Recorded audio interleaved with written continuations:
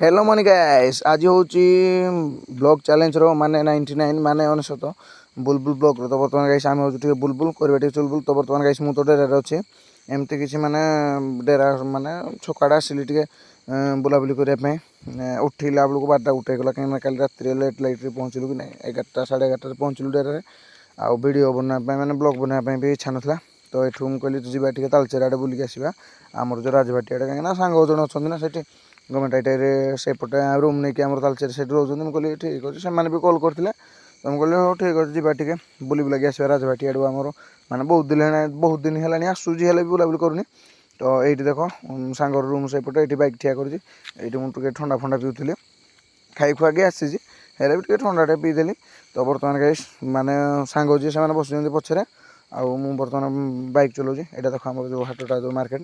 बर्तमान जाऊँ राजभाटी आड़े कहीं आम बुल बुल करवा चुलुल गैस है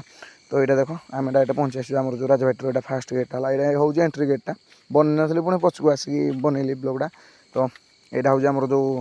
हाँ बड़दाण्ड से आम जो तालचेर है तो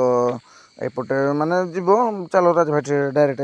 देखिए आप कथा हो कौन बकर बकर कौन है आपको भी बोरिंग लगुव हेल्ले भी आम गाइस टे बुलबुल करवा चलो यहाँ हूँ आम सेकेंड गेट है एंट्री माने यहाँ भी तो सेकेंड थर्ड एमती गेट है तो एमती बाहरी बुरा आम आसुलु तो बर्तमान गाइस देख आम राजभाटी पहुँची जाइए यहाँ हूँ आम जो राजभाटी है आपण मैंने तो देखी थे भी जो मैंने आम तालचेर से भी जानी है तो हेल्ले भी देखा कहीं आसी देखा टे ये बैक फैक ठिया एपटे देख चारिपटे ये भणजाकर बैक ठिया मोर ये भणजा कलेज आसते भणजा भेटेले बाटर जे कहले मामू आसिल कल कले मुझे कौन आउ कल करी तुम ना कह कलेज आड़े आसी भंडे मुझे कहली से कली कहीं मोर कारण मुझे कहली जावा टे बुली बुलाक आसा माइंडा टे फ्रेश हो तो भणजा भेट हो गले तो से भणजार का आसलु ये देख आम जो राजभाटी जो मैंने सैड्रे नदीटा तो बर्तमान से बुलाबुली करी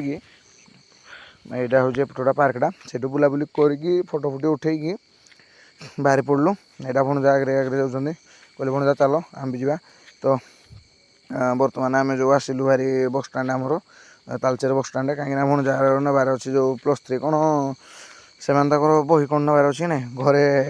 हुडा शुणुती है पाठ पढ़ुं बही फी ना तो बर्तमान से बस स्टाण्ड बही फी किणुना कि मैंने बही कि ना कहीं बही मिलानी है कहीं भणजा टे बुलु बुलु कर चुलबुल कलेज जाइए तो बर्तमान जाइए डेरा पहुँची बर्तमान हेलमेट फेलमेट आणिकी मामू गोटे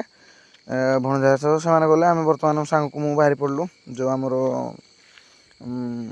मैंने आम गाँव को बाहरी पड़ी ये देख पचारे सांग बस आ ब्लॉग बनैनी कहीं से भी आज जबार जो आम बिक्सर से नानी घर घर से भी आग से रुहति आग रोते एवं माने नानी घर तो से जी कहले मुझे ठीक अच्छे मुझे जाऊँ तुम भी चल मस्त पड़े कि जो मैंने बस को वेट कर कहल चलो जाऊँ तो जाऊँ चलो तो बर्तमान आम जो बाहरी पड़लु आम एनएच को मैंने सेपटे दलुबुड़ा माने पार हो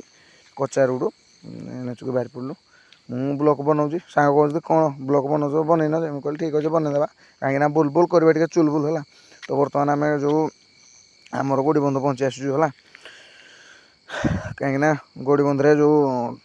ये गुपचुप टी खाइबा इच्छा है तो मुझे चलो खाईदेवा गुपचुप गुपचुप खाई बर्तमान आम बाहरी पड़लु घर को कहीं भाई ऊपर बेला टाइम मैंने थंडा लगुच भाई थंडा एमती हो कौन हाथ भात कम करूनी हेल्ले भी कष्ट करके ब्लॉगटा टे बनाऊँ है भाई थंडा लगे कि गाड़ी भाई लिमिट पार हेनी जड़े बसी ना मुझे एका से तो मैंने छाड़ी छुड़ा बर्तमान गाइस मुझे समल ब्रिज आगे पहुँची जाइए देख बहुत दिन पर आप देखा आपण मैंने देखु एमती 2-3 दिन में मुझे दिन डेली भी देखा रागिनी तो से घर को जाकि डायरेक्ट माने पहुँची आसती आम गाँ आड़े पलि आसती बुलाप ये देख मोबाइल केचुची पिलाटी ये मोर बैक ठिया है ये खुशी दे मुझे कहली हेल्ले भी तोर भाई भिड बनैबी तो कौन सब खाली फोनटा केचुचु तो बर्तमान मुझे जाऊँ टे माने जो आम घर को जाऊँ है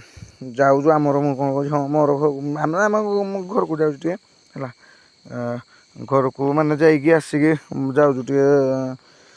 जाऊँ जो आसली भारी मुझे